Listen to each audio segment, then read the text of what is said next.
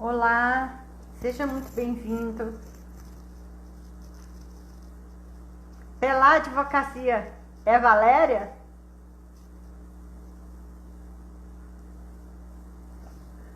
Olá, seja bem-vinda. Nara.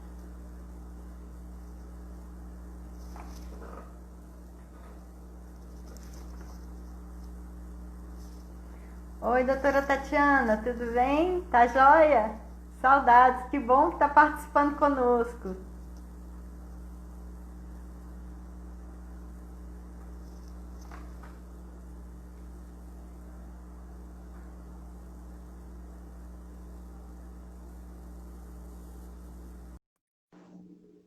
Doutor Francisco, seja muito bem-vindo, já enviei a solicitação. Olá, Opa, tudo bem? graças a Deus, e o senhor? Tudo bem. Eu estava aqui Que preocupado, bom. mandei uma mensagem, falei, será que ela teve dificuldade com alguma coisa? Tá tudo tranquilo. Não, é porque a gente reza um texto em família às seis Ah, horas, uhum. online, né? Aí eu termino ele e me preparo para entrar na live. Mas tá tudo bem, né? Podemos dar início? Podemos, com Que certeza. bom. Sou Francisco Edson, né? Tá aí a doutora Tatiana de Moraes já dizendo grande Francisco Edson, né? É uma honra enorme recebemos o senhor, né, nessa noite, nessa live do Fórum de Saúde e Segurança do Trabalho do Estado de Goiás, né? Que tem como propósito construir um espaço de discussão e deliberação onde a gente possa conversar sobre tudo que diga respeito à saúde e segurança do trabalhador, né? E sabemos da sua capacidade, da sua responsabilidade, dos seus estudos, e isso nos deixa muito engrandecidos, porque representa Goiás, representa Brasil, e isso é muito bom, né? Doutor Francisco, nós vamos, em nome do Fórum de Saúde e Segurança do Trabalho do Estado de Goiás, na pessoa do doutor Tiago Cabral, nosso coordenador, né? Quero então recebê-lo para que possamos refletir sobre a análise dos fatores psicossociais de risco com as propostas de intervenção, né? É esse o objetivo de trazer à lume algo que possa ser efetivo e que possa nos ajudar a transformar esse meio ambiente do trabalho. Então, eu passo a palavra para o senhor para que o senhor possa cumprimentar as pessoas presentes. Ok. Bom, em primeiro lugar, agradeço muito pelo convite. Foi um orgulho estar aqui para podermos, nesses quase 60 minutos, aí, conversarmos um pouco sobre essa questão dos riscos psicossociais. É, sem dúvida, uma discussão importantíssima, relevante, que precisamos fazer, considerando a importância que esse grupo de risco ocupacional tem, né, no âmbito da segurança e saúde ocupacional, né. Queria aproveitar aqui para cumprimentar meus amigos, né, dizer que eu estou aqui em Portugal numa missão que, para mim, é uma missão que muito me agrada. Estou aqui fazendo um doutorado na Faculdade de Engenharia da Universidade do Porto, e agradeço, inclusive, a Assembleia Legislativa do Estado de Goiás, que é onde eu trabalho, que viabilizou essa licença para que eu pudesse frequentar esse curso, né? E vamos esperar que eu consiga, de alguma forma, colaborar. Com certeza, doutor Francisco. E eu vou começar perguntando para o senhor: como é estudar em Portugal? Como é estar na Universidade do Porto, né? O que o senhor pode passar para a gente dessa experiência tão boa? Olha, eu acredito que toda vez que a gente se propõe a ir de encontro a outras culturas, conhecer novas realidades, acho que isso acaba sendo uma boa experiência, né? O que eu posso dizer por mim é que tem sido muito interessante frequentar esse curso aqui na Universidade do Porto. Esse curso que chama Programa de Doutoramento em Segurança e Saúde Ocupacionais, é um curso que, aliás, tem muitos brasileiros fazendo, mas também tem colegas da África, do México, da Colômbia e, claro, do próprio Portugal, eventualmente da Espanha. Então, você acaba tendo contato com pessoas de vários lugares, de várias culturas, e isso cria um ambiente mais rico, mais diverso, gerando oportunidades de um maior aprendizado, de uma maior troca de conhecimentos, né? Então, eu não me arrependo nem um pouco de ter iniciado essa jornada e, por enquanto, estou gostando bastante. Doutor Francisco, uma pergunta. O senhor, enquanto engenheiro de segurança do trabalho, o curso escolhido está tudo certo, mas nós sabemos que o senhor está estudando a análise dos fatores psicossociais de risco, né? Qual foi o critério que o senhor utilizou para escolher esse tema para a sua tese? Bom, em primeiro lugar é o seguinte, eu sou servidor público, eu já tive 2 anos e meio coordenando o SESMIT da Secretaria de Educação do Estado de Goiás, mas como havia passado um outro concurso que era o da Assembleia, eles me chamaram, acabei saindo do Estado e indo para a Assembleia, isso já desde 2009, que eu estou na Assembleia Legislativa do Estado de Goiás. Então, eu tenho uma identidade muito forte com o serviço público, né? E por várias razões. Uma delas é que o serviço público, diferentemente da iniciativa privada, não tem um lastro legal, vamos dizer assim, para viabilizar de forma mais veemente a prevenção de acidentes e doenças ocupacionais, né? Então, a gente procura, inclusive, de alguma forma, contribuir para que, quem sabe, no futuro não tão distante, nós tenhamos uma realidade mais regulamentada, vamos dizer assim, né?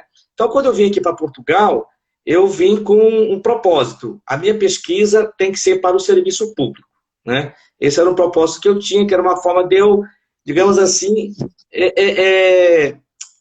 retornar ou, de alguma forma, compensar esse esforço que a Assembleia tem feito por mim, né? E também porque eu quero dar uma contribuição especificamente para o serviço público. E aí, depois de muita discussão, a senhora já fez doutorado, sabe que a gente sofre muito na hora de definir o nosso objeto de pesquisa, né? Eu dei muito trabalho com meus amigos no Brasil, outras pessoas discutindo, fazendo testes, etc., e chegamos a uma conclusão. A minha investigação será sobre o absenteísmo doença de servidores públicos do Poder Legislativo no nível federal e estadual.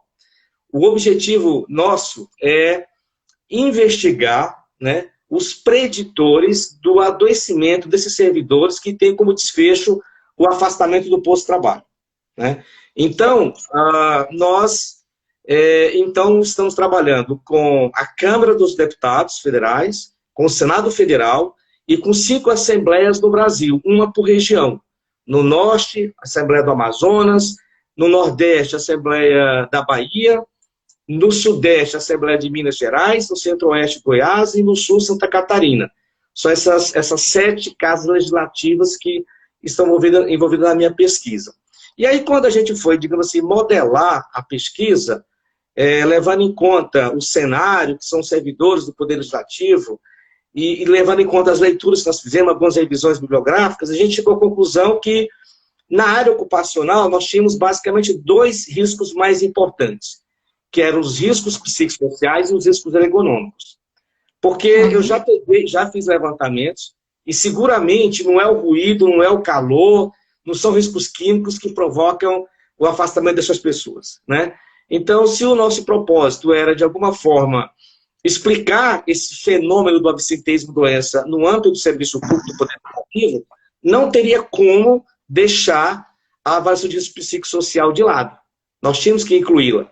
E posso dizer para você que, para mim, é um desafio particular, é um desafio grande, eu sou engenheiro, como você bem disse, mas eu procurei me cercar de pessoas que estão me dando apoio, que você conhece, inclusive o professor João Areosa, aqui em Lisboa, que é uma pessoa destacada nessa área, né, doutor, pós-doutor, e o professor Emílio Facas, que também, da UNB, que é um outro pesquisador da área, e de tal forma que eu pudesse conduzir esse trabalho de forma assistida, vamos dizer assim, né?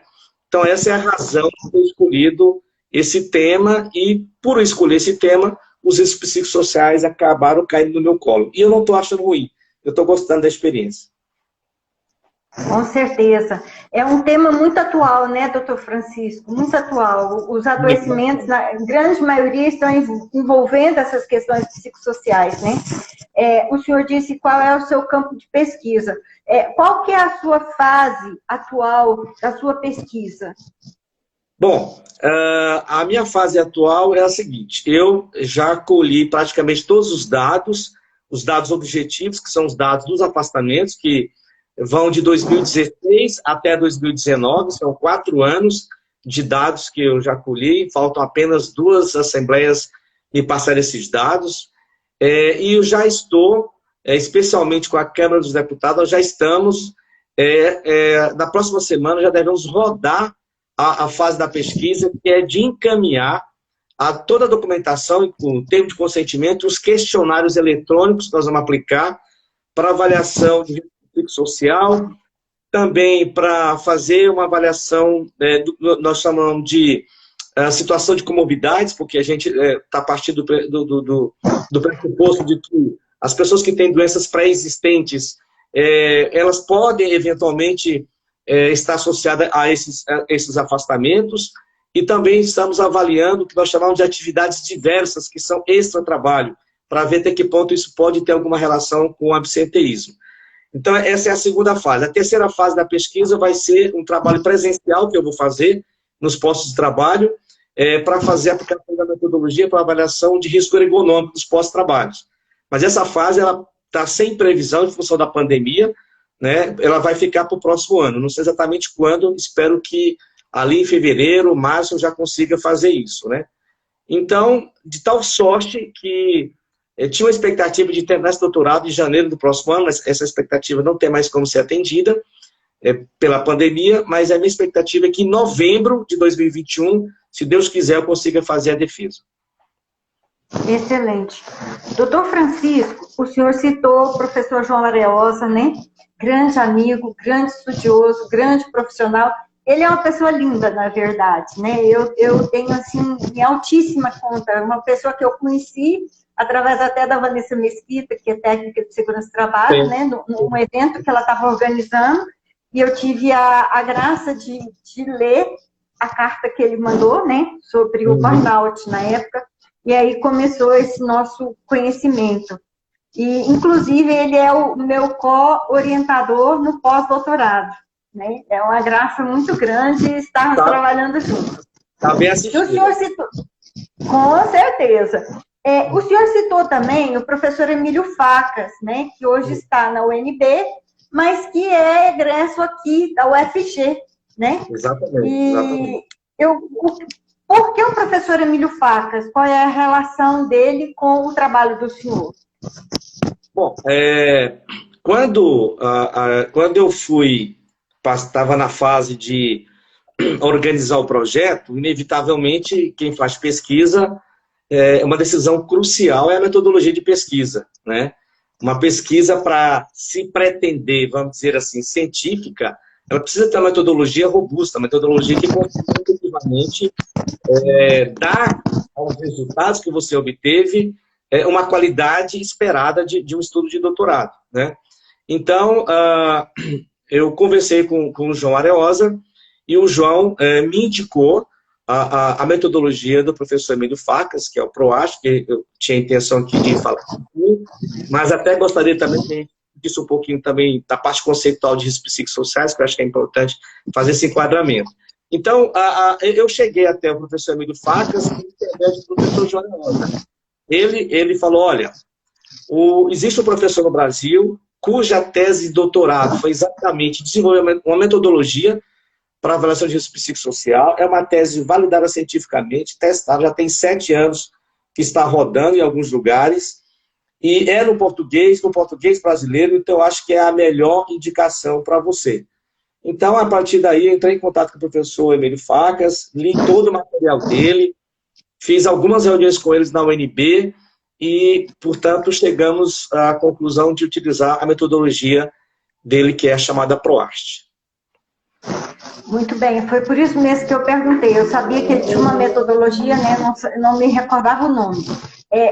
O que é a PROAST? O que ela visa? Porque isso é importante para nós, né? Enquanto, se o senhor está fazendo, se o senhor está gostando, se ela é reconhecida cientificamente, ela pode ser utilizada por outros.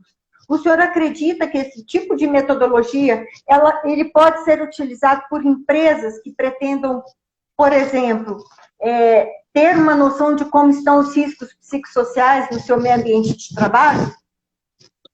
Sim, com certeza. Eu acredito que a metodologia, é claro que eu não sou um especialista, mas eu estou me baseando no que eu já pude ler, nas discussões que eu já fiz.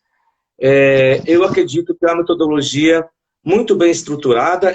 É bom que se diga o seguinte, essa metodologia, em ciência, como de resto na nossa vida, a gente costuma aproveitar aquele conhecimento que já foi acumulado e desenvolver isso, né? Acho que esse é um pouco o sentido. E o professor Emílio Facas, quando ele propôs essa metodologia, ele não fez do nada, ele não fez do zero. Na verdade, o que ele fez foi a partir de outras metodologias que já existiam, né, de avaliação de risco psicossocial, só que algumas coisas muito específicas, ele fez um estudo bem aprofundado, aproveitou essas elaborações que já existiam, essas posições que já existiam, e a partir daí desenvolveu um método, né, específico que é o PROAST.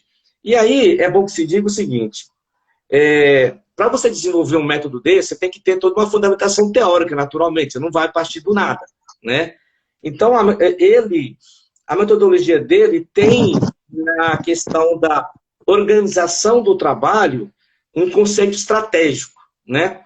E a organização do trabalho, ele partiu muito da psicodinâmica do trabalho, quer dizer, que é o conceito do Deju, que a senhora conhece muito bem, né? Então, o que acontece?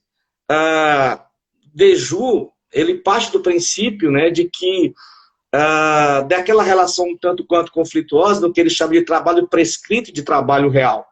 Quer dizer, as empresas, de uma forma geral, elas se estabelecem, fazem a sua estruturação, planejam as atividades, preveem recursos, dimensionam resultados, dimensionam perfis das pessoas que devem desenvolver aquelas atividades e contratam as pessoas para realizar aquela atividade na expectativa de que elas consigam entregar aqueles resultados que foram previstos.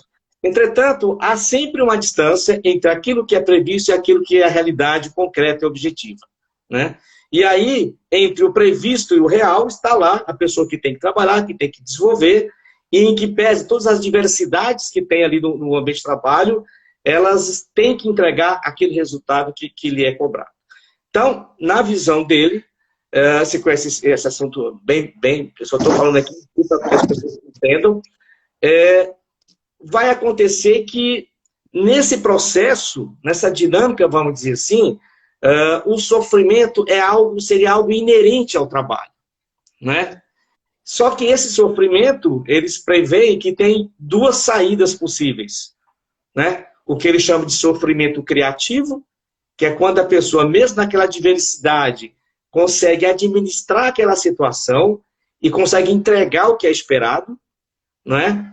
E o que se chama de sofrimento patogênico, que é quando efetivamente aquelas condições existentes, em função da organização do trabalho, sufocam a pessoa, ela não consegue desenvolver sua atividade a contento e ela desenvolve um quadro de desequilíbrio emocional e mental que, no limite, pode levá-la a algum tipo de adoecimento mental.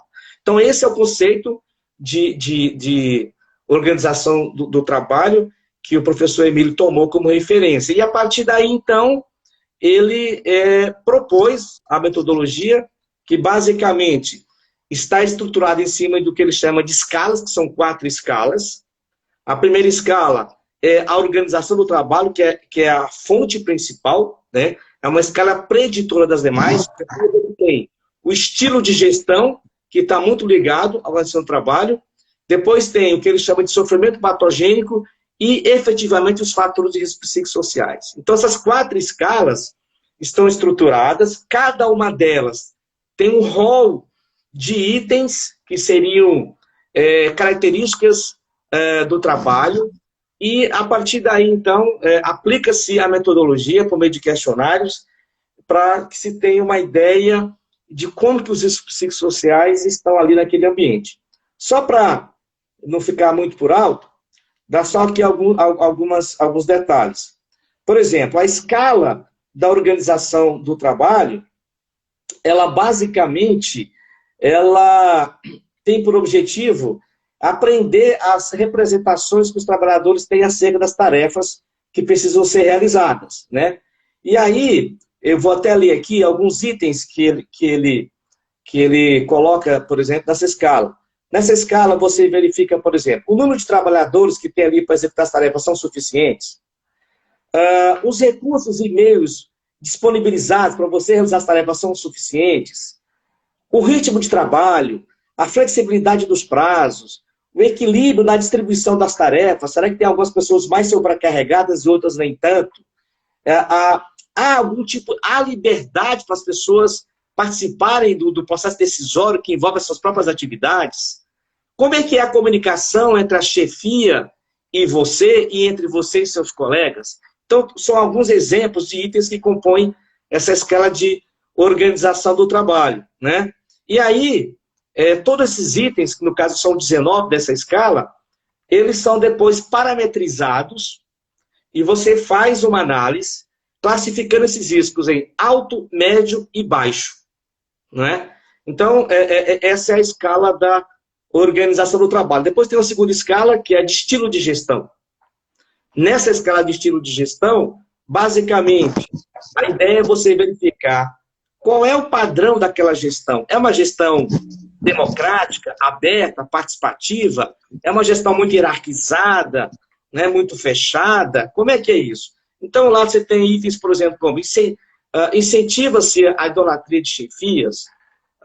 Por exemplo, as decisões são tomadas em grupo, né? Existe um equilíbrio entre a justiça nas oportunidades internas. Por exemplo, aparece uma oportunidade no trabalho, sei lá, para uma capacitação, até mesmo uma vaga para alguém ocupar um cargo mais importante. Nesses momentos, como é que a gestão administra isso? Tem critérios transparentes e justos, equilibrados ou não?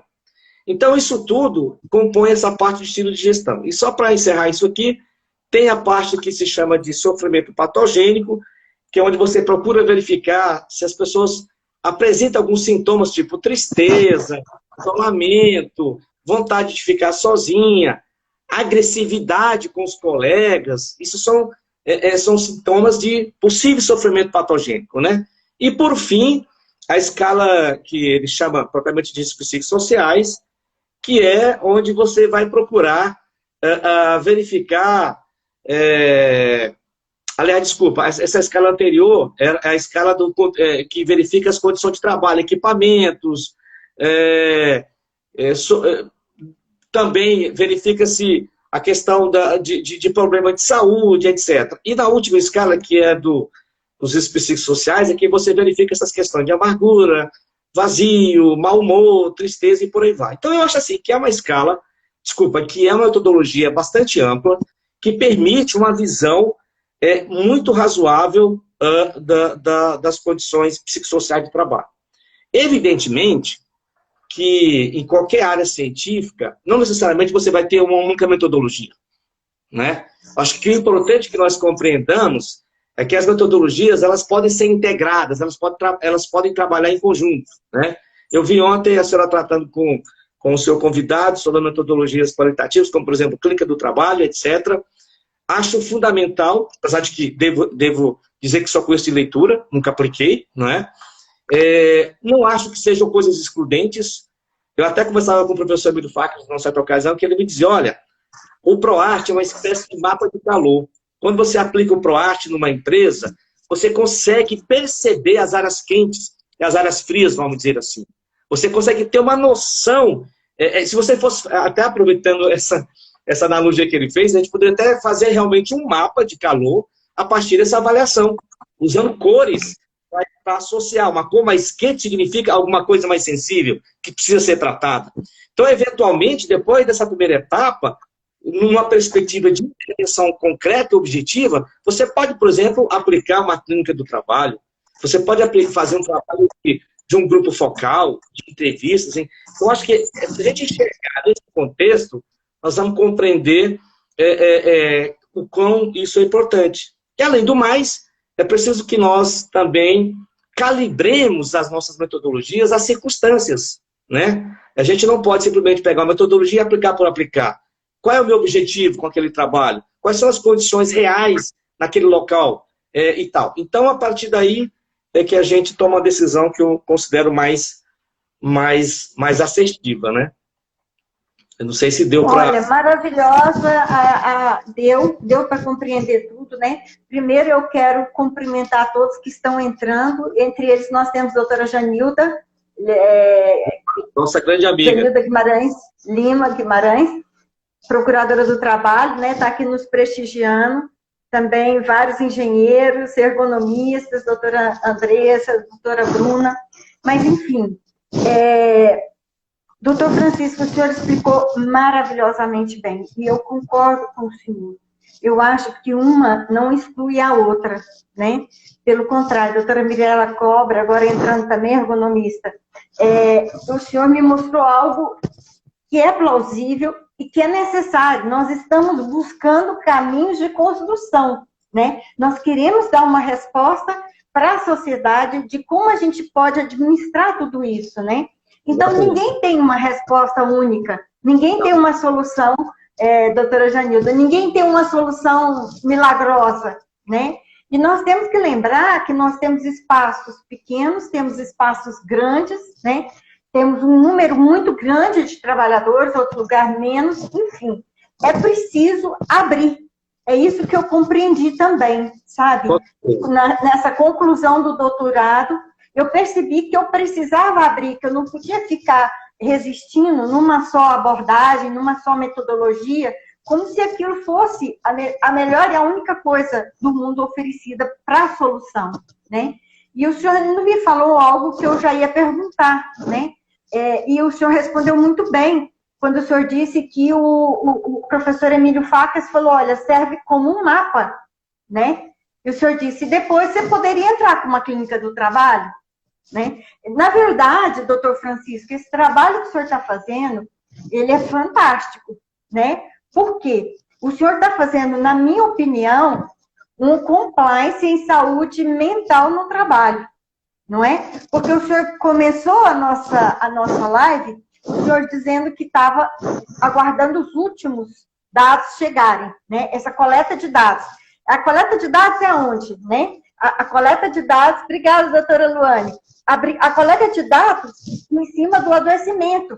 Eu sempre pensei que teria que ser assim também, né? A primeira coisa que eu faria para fazer um compliance em saúde mental numa empresa seria levantar número de afastamentos, né? Levantar número de reclamatórias, justamente para tentar focar o que está mais em evidência, né?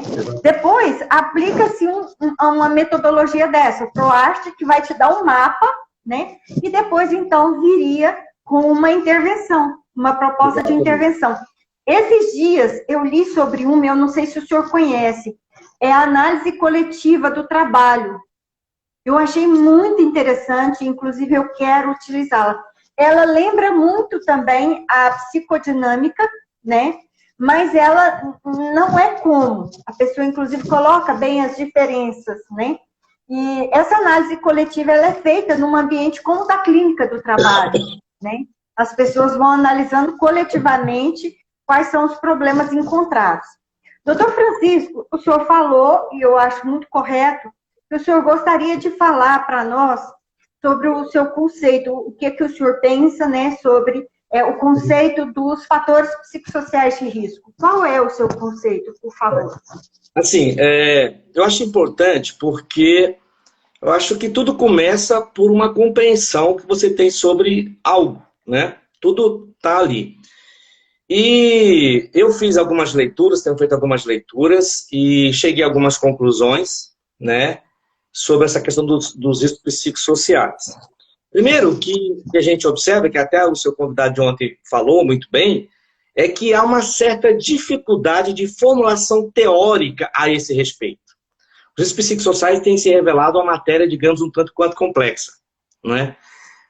Mas, ainda assim, tem vários autores e instituições da área de saúde ocupacional, como a OIT, a Agência Europeia de Segurança e Saúde do Trabalho, que já fizeram uma série de proposições nesse sentido, não é? Aliás, tem uma colega minha em Brasília, que é a Luciana, que está fazendo um doutorado, e ela é psicóloga, e está tentando associar acidentes de trabalho com riscos psicossociais. E ela fez um artigo de revisão e justamente para tentar entender a questão do conceito, a conclusão dela é que há uma diversidade muito grande em termos conceituais, não é? E isso, de alguma forma, até pode representar uma dificuldade de fazer avançar essa questão dos riscos psicossociais. Mas, por outro lado, o que eu notei foi o seguinte: em que pese haver essa diversidade, existem muitos pontos em comum, né? Então, o que eu notei que tem de comum entre esses diversos conceitos? Até anotei aqui para não esquecer.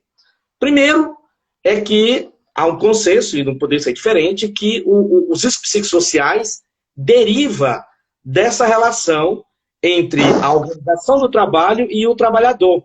Essa relação, ela é potencialmente geradora de riscos psicossociais. Não precisa que as coisas tenham um desfecho ruim, mas é dessa relação que nós teremos aí essa questão dos riscos psicossociais. Depois, o que eu notei nesses conceitos todos é que a organização do trabalho sempre aparece quando as pessoas vão formular o conceito. Sempre aparece a organização do trabalho como preditora principal. Aliás, o Emílio chama isso de cenário. É o cenário do trabalho, é a organização do trabalho. Então, ali é a fonte, vamos dizer assim. Então, ela está sempre presente nos conceitos. Outra coisa que eu notei nos conceitos, a maioria das pessoas dizem que os riscos psicossociais interferem na satisfação pessoal das pessoas e no seu desempenho no trabalho. E, óbvio, os riscos psicossociais têm potencial patológico. Ou seja, a depender de como isso se desenvolve, as pessoas podem adoecer. Não é? E uma outra coisa importante, que é bastante característica dos psicossociais, que assim, que eles refletem uma percepção subjetiva da pessoa. Não é? Na verdade, para a gente enxergar os psicossociais, nós temos que usar os olhos dos trabalhadores. É a partir da percepção deles que a gente vai conseguir ter uma noção do que essas características do trabalho podem se reverter de riscos psicossociais. Por exemplo, se eu pego um risco de natureza ambiental, por exemplo, o ruído não depende de como eu enxergo. Ele existe, ele está ali. Ainda que na hora de eu avaliar o ruído, eu tenho que avaliar o ruído que está chegando no ouvido do trabalhador, né? Mas o risco psicossocial, ele tem essa característica. E outra coisa importante, os riscos psicossociais, eu acho que no futuro talvez tende a ser a categoria de risco ocupacional até a mais importante, por duas razões. Primeira é que ele é transversal às atividades econômicas. Eu acabei de falar de ruído. Ruído é mais comum onde? No ambiente industrial. Não é? No seu escritório de advocacia, talvez o ruído não seja um agente relevante, a não ser da parte do conforto. Agora me diga uma atividade onde inexiste risco psicossocial. Eu não consigo perceber. Não consigo perceber justamente porque a fonte geradora principal desse grupo de risco é o quê? É a organização do trabalho. Então, qualquer que seja a atividade, tem que ter ali regras, normas, e isso é a fonte de tudo. Então, esse é um ponto que torna ele um risco muito importante. E a segunda questão é que a gente passa por um processo acelerado de mudança no mundo do trabalho. E como ouvi uma vez uma psicóloga dizer, inclusive nesses congressos que a gente faz aí em Goiás, ela disse assim, olha, cada vez menos a gente usa a força física para trabalhar. E cada vez mais, digamos assim, a força mental, vou usar esse termo. Então, cada vez mais eu trabalho com conhecimento e cada vez menos com esforço físico. Ora, se essa é a tendência, significa dizer que os riscos psicossociais tendem também a ocupar um espaço de maior relevância na questão ocupacional, né? Bom, então, a partir disso tudo, eu fiz aqui, não é um conceito, quem sou eu para poder cunhar um conceito, eu fiz apenas uma síntese, né? Eu fiz uma espécie de cotejamento do que eu pude pegar ali dos diversos conceitos, escrevi aqui um texto apenas para o meu deleite pessoal, não tenho nenhuma pretensão de que isso venha a ser uma tradução, que seja riscos psicossociais. Eu coloquei, o meu entendimento é o seguinte, que os riscos psicossociais, a partir desses conceitos que eu li, seriam aspectos ou características da organização e das condições de trabalho percebidos de forma negativa, né, pelo trabalhador, os quais têm o potencial de danos à saúde mental e física, não só mental, bem como pode interferir na satisfação e no desempenho pessoal dos trabalhadores. Então, essa foi uma síntese que eu consegui elaborar a partir dessas leituras. Mas aí tem uma questão que eu acho que é importante para encerrar isso aqui. É que precisamos ter uma visão mais macro de tudo isso. Então, eu enxergo assim, a organização do trabalho como a fonte principal dos riscos psicossociais do trabalho. Depois, é preciso que, para além do conceito, eu consiga dizer, mas quem são esses riscos? Me dá exemplo desse risco, que seriam os fatores de riscos psicossociais do trabalho. E aí existe uma lista enorme.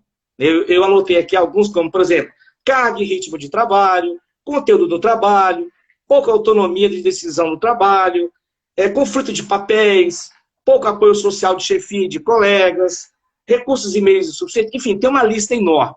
Né? E depois, o que é importante?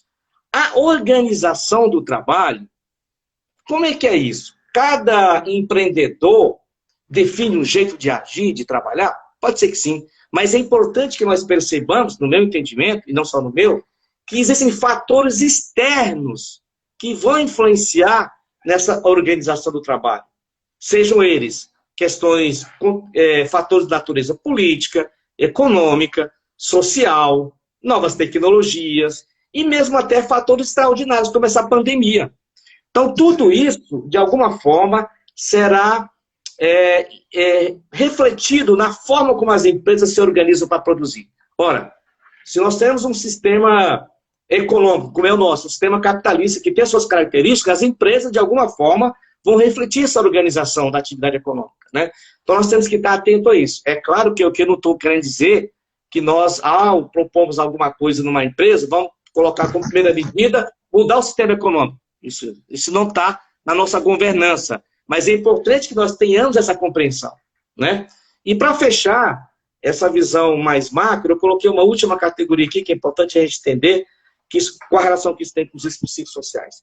Que são os modelos teóricos que se propõem em compreender toda essa realidade. E aí existem alguns modelos teóricos que são mais conhecidos, sem dúvida, a psicodinâmica do trabalho é um dos modelos teóricos de referência, mas tem outros modelos teóricos, né? Tem o que se chama de desequilíbrio entre a relação esforço-recompensa, isso tem um nome em inglês, que eu não estou aqui falando, mas isso é um modelo que é muito, muito respeitado, estudado. Tem um outro modelo que eles chamam da relação demanda-controle, tem um outro modelo que se chama de justiça organizacional. Então, são modelos teóricos que tentam desvendar a dinâmica dos riscos psicossociais. Então, isso tudo se soma para que a gente tenha essa compreensão mais macro. Eu acho que isso é importante para que a gente tenha um pouco mais de assertividade nos direcionamentos que a gente tenta fazer.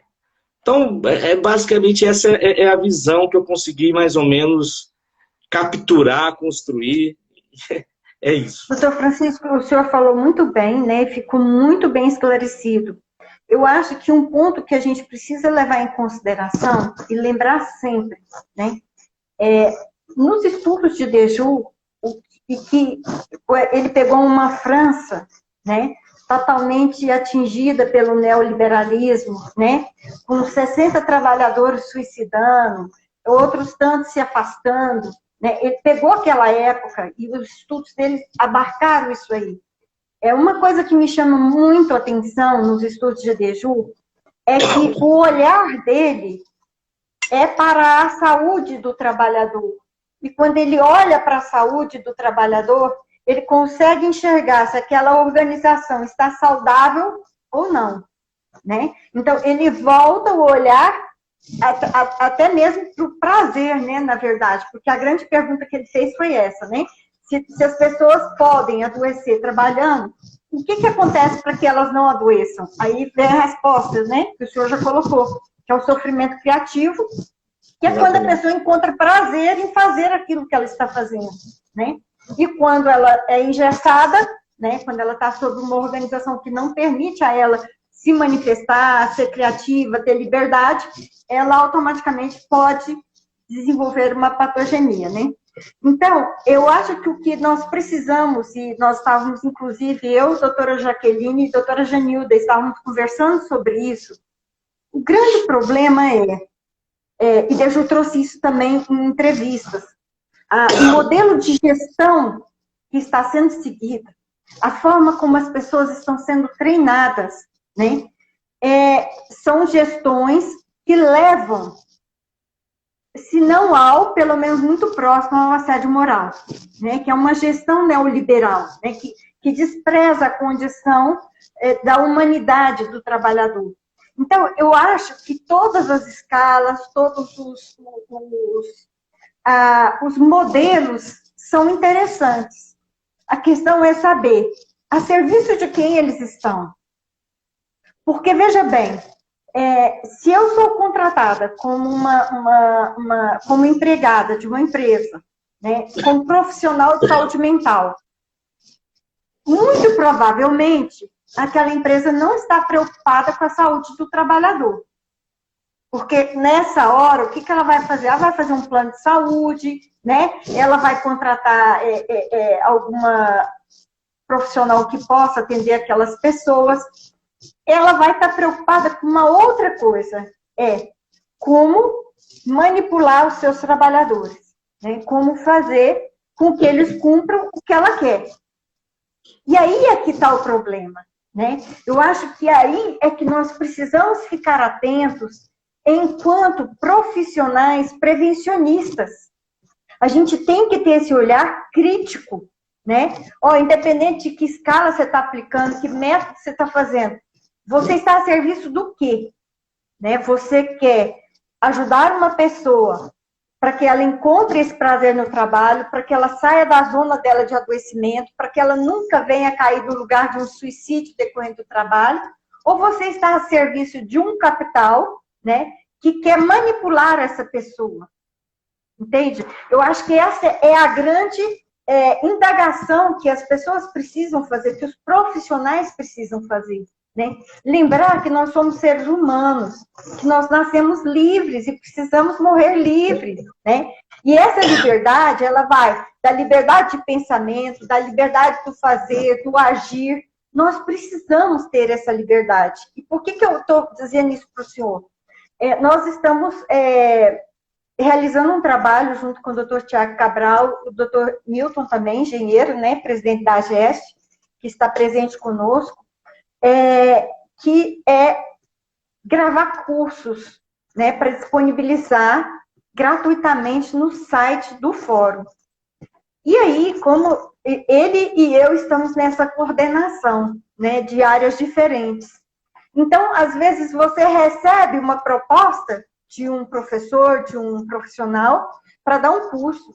Só que aí, quando você vai lá no objetivo dele, né, não somos máquinas, você percebe que ele está a serviço do capital. Por exemplo, ele propõe, enquanto profissional de saúde mental, que o pensamento do trabalhador mude. Poxa, como assim? Né? Eu não tenho esse direito. Eu posso refletir com o senhor, eu posso ter uma escuta, né, clínica, mas eu não posso te obrigar a pensar como eu acho que o senhor tem que pensar. Né? Então, essa grande denúncia de Deju, né, com aquele livro A Banalização da Injustiça Social, né, quando ele fala da distorção comunicacional, que é utilizada internamente, né, para conseguir uma qualidade total que não existe, né, para justificar uma série de coisas, e que aí as pessoas são manipuladas. Então, nós sabemos, a mídia nos manipula, né? Tudo isso está nos manipulando. Então, o objetivo maior nosso, dentro do fórum, não é defender A, B, C, D, não, nenhum. Né? Nós estamos ali defendendo a saúde e segurança do trabalhador. Né? Exatamente, a doutora Júlia está dizendo, é a manipulação. Né? Quando o gestor contrata um profissional de saúde mental para dentro da organização, a serviço dele, o objetivo é manipular. E nós não podemos aceitar isso. O que o senhor acha sobre isso? Bom, eu penso assim, eu acho que em qualquer área profissional, existe uma questão de ética, né? Que eu acho que é importante que nós estejamos atentos. Evidentemente que cada um de nós tem as suas motivações de natureza política, ideológica, etc. cada um de nós tem um caráter que se criou de alguma forma, e eu acho que é inevitável que nós encontremos colegas, inclusive, da nossa profissão, que manifestam assim, posições que, ao nosso ver, parece que não colabora para que haja uma melhoria no ambiente de trabalho. Porque eu penso assim, vamos pegar o caso de um médico, né? O médico, ele é um profissional que, fundamentalmente, ele luta pela vida. Ele é um profissional que está ali para, de alguma forma, contribuir para que você tenha saúde, né? Para que você... Enfim. Então, o que se espera de um médico é que ele sempre vá levar isso em conta, né? Seria muito complicado a gente ver um médico que pensa que não, que ele deve desprezar a vida dos seus pacientes, né?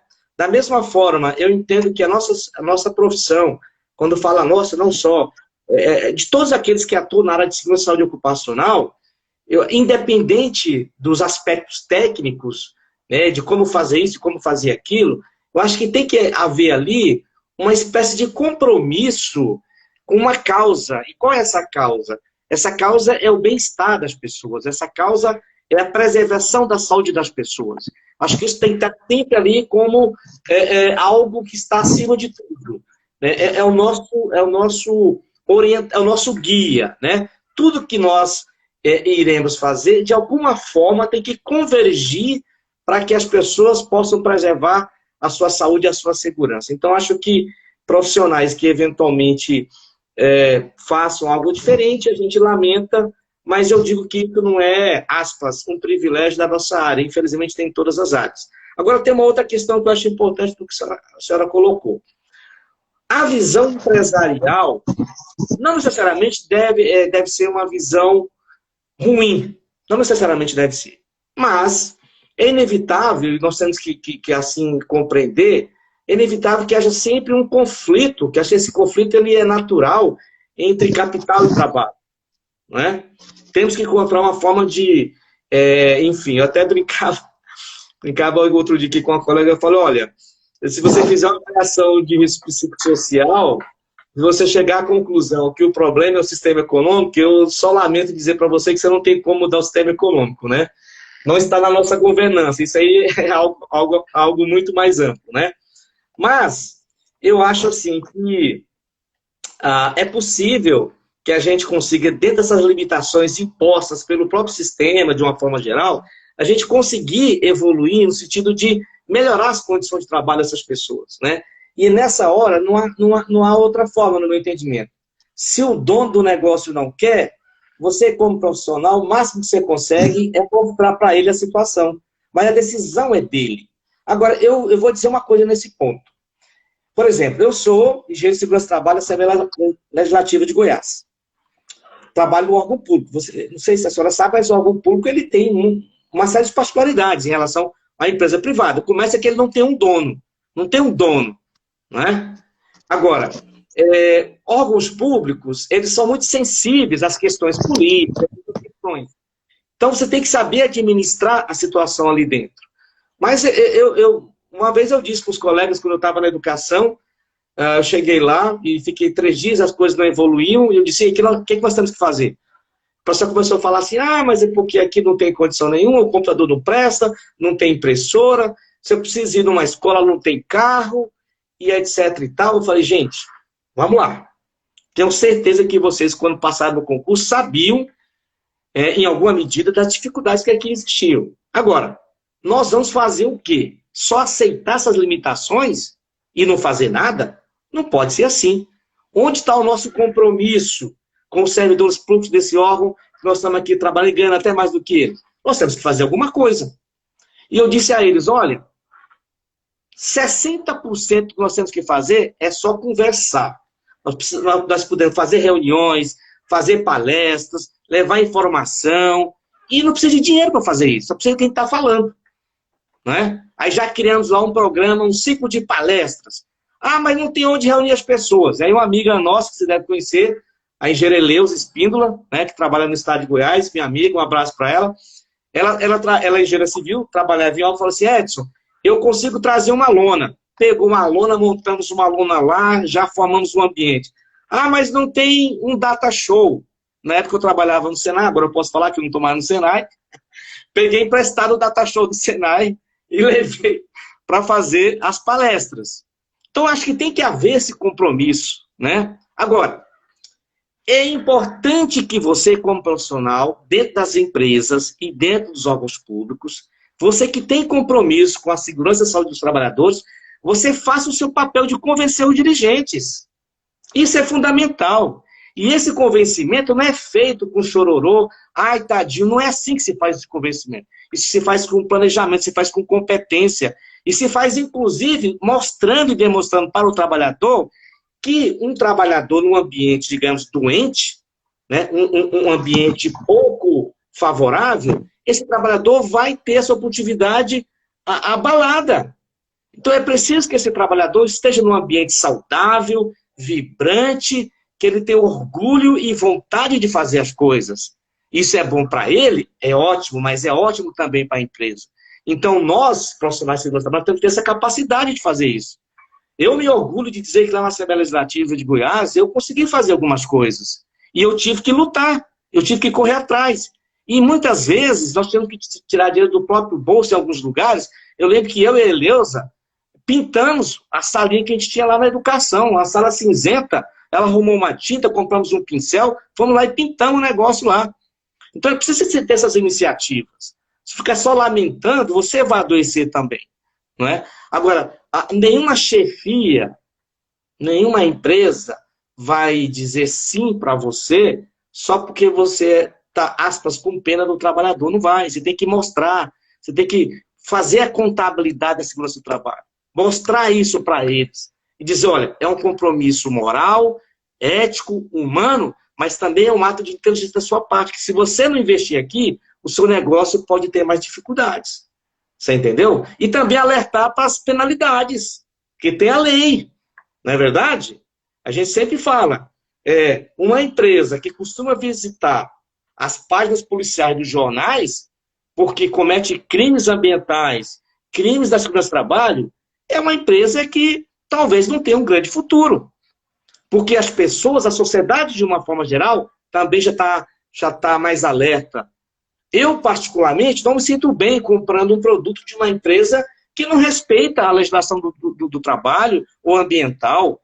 Então, as empresas sabem também disso. O empresário não dono de empresa, porque há uma diferença entre ser empresário e ser dono de um negócio. Né? O empresário, aquele que tem uma visão mais abrangente, não é nem por uma questão de que necessariamente ele está muito comovido com a situação, mas ele é inteligente, ele sabe que tem que cuidar bem do meio ambiente, ele sabe que tem que cuidar bem dos trabalhadores. Você está vendo o Brasil agora com dificuldade internacional em função da questão ambiental? Se eu trago isso para dentro das empresas, é a mesma coisa.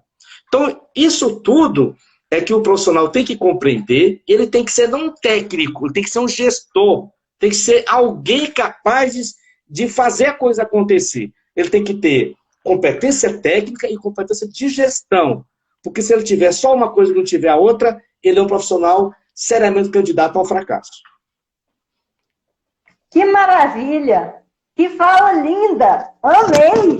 Obrigada! Né? Bato palmas! É isso Obrigado. Mesmo! Eu tento colocar isso na minha vida, no dia a dia, inclusive no próprio trabalho do fórum, né?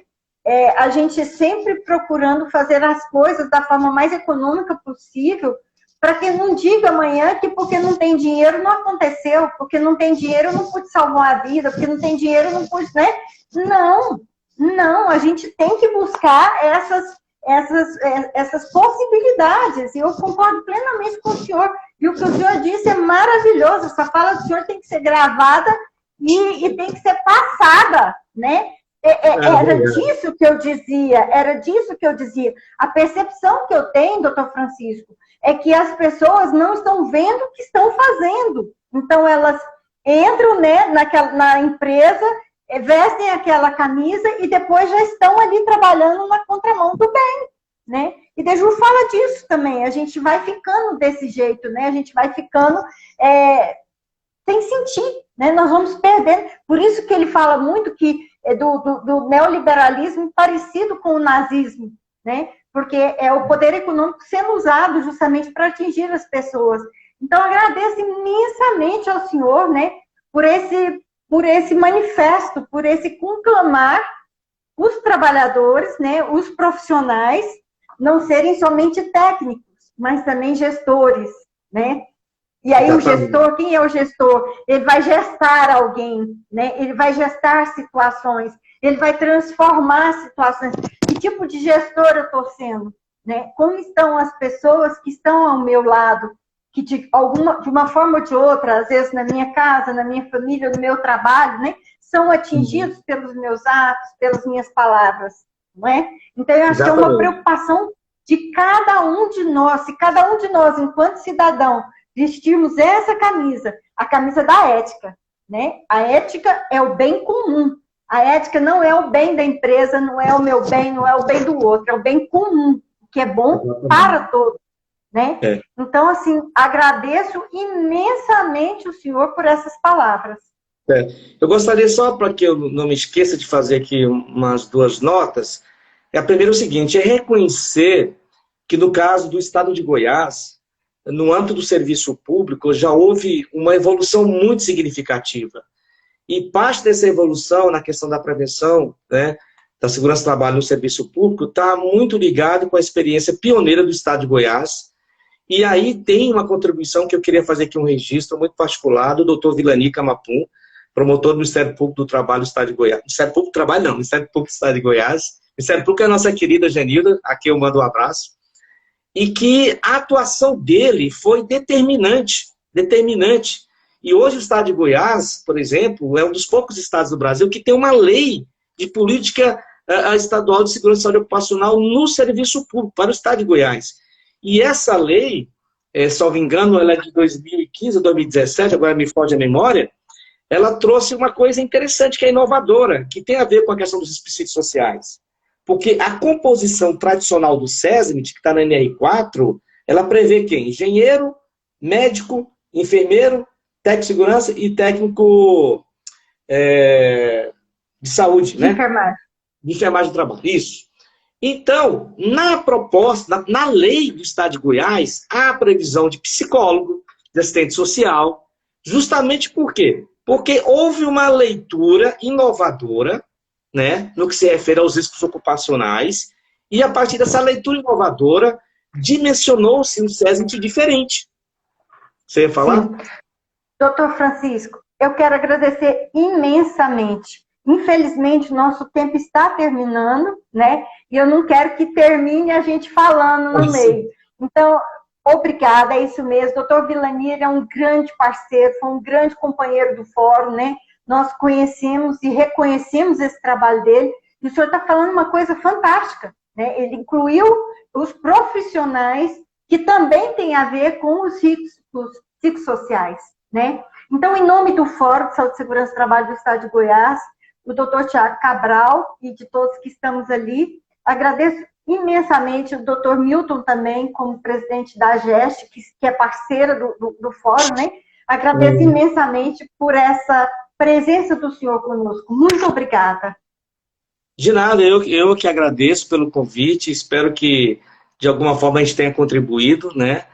E eu deixei aqui uma coisinha interessante, só para falar aqui no final, de uma autora, é do Deju, inclusive, parece, que fala que as exigências de dissolução do coletivo, né, bem como a pressão imposta por uma competição sem limites, são sintomas de uma economia que parece desenvolver-se à custa da sociedade, né, e fomentando uma cultura do cada um por si, né. Então é preciso que a gente esteja atento a tudo isso. Mais uma vez, irmão, muito obrigado, estarei sempre à disposição. Amém. Muito obrigada. Obrigada a todos pela presença. Viu? Boa noite e bom descanso a todos. Ok, tchau.